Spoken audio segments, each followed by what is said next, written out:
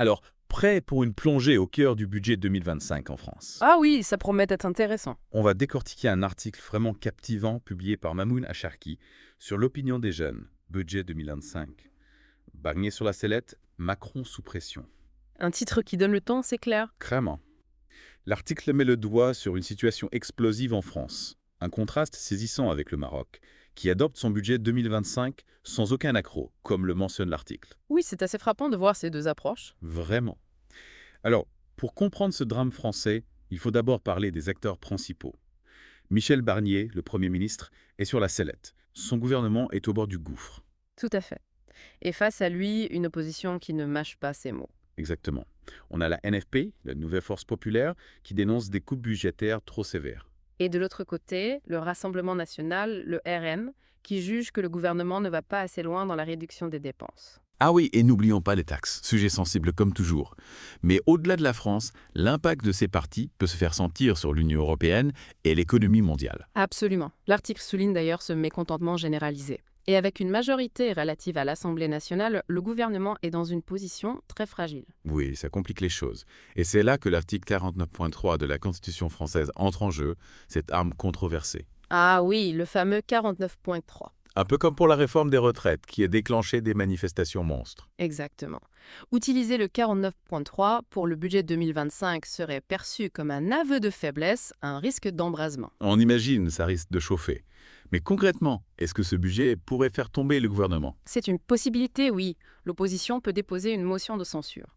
289 voix, la majorité absolue à l'Assemblée nationale, et c'est fini. Alors, est-ce que l'opposition a les chiffres pour y arriver? L'article évoque un scénario. Malgré leurs divergences, la gauche et la droite pourraient s'unir pour faire chuter Barnier. Un coup de théâtre. Imaginez.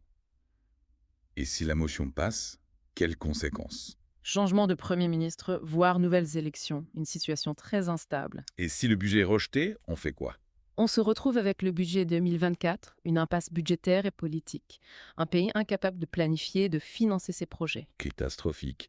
Et bien sûr, il y a Macron. Ce chaos budgétaire, c'est un signe de problème plus profond pendant son deuxième mandat. C'est la question. L'article nous pousse à voir ce budget comme un symptôme de la fragmentation politique en France. Gouverner devient de plus en plus difficile. Un peu comme ce qu'on voit ailleurs, cette polarisation politique, la montée des extrêmes. Oui, un vrai défi pour les démocraties. Et encore plus avec les crises mondiales actuelles. D'ailleurs, l'article mentionne une solution radicale. La démission de Macron. L'option gaullienne, comme De Gaulle en 69. Exactement. Et ça ouvrirait la porte à de nouvelles élections.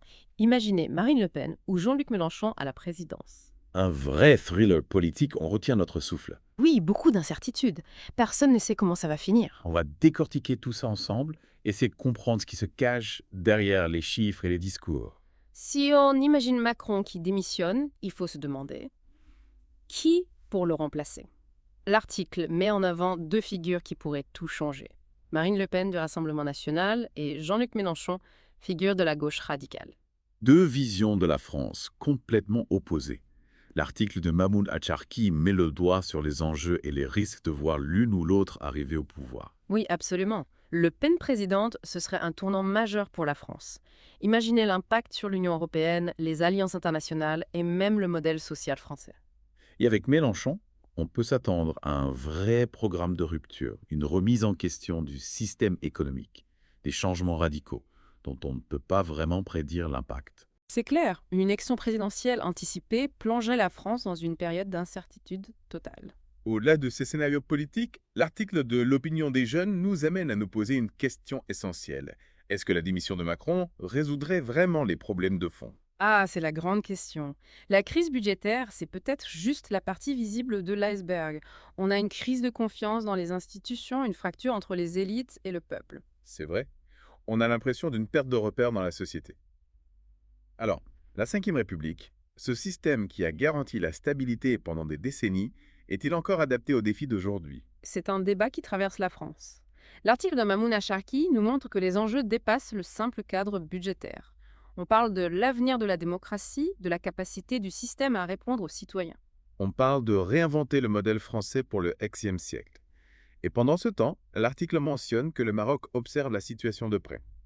On imagine les discussions à Rabat. Bien sûr, la crise française est scrutée par les pays voisins et le Maroc ne fait pas exception. Les choix de la France auront un impact sur toute la région.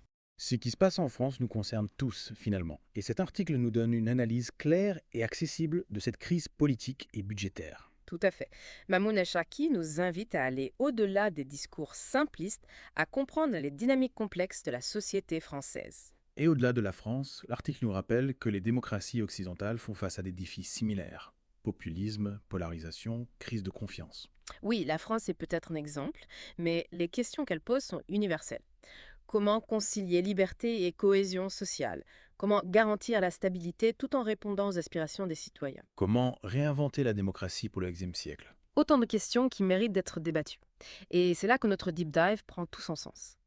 Vous donnez les clés pour comprendre le monde et vous encourager à vous forger votre propre opinion. Exactement. Au-delà des analyses, c'est à chacun de se saisir de ces enjeux et de participer au débat public.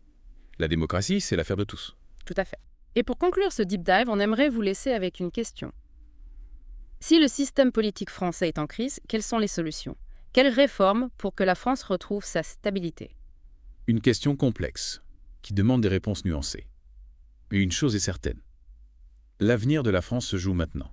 C'est à chaque citoyen de prendre part à la construction de ce futur. On vous encourage à vous informer, à échanger, à débattre, à construire une société plus juste. Ce qui est fascinant avec l'article de Mamouna Chaki, c'est qu'il nous montre que les problèmes budgétaires de la France, c'est bien plus qu'une question d'argent. Ah oui, complètement.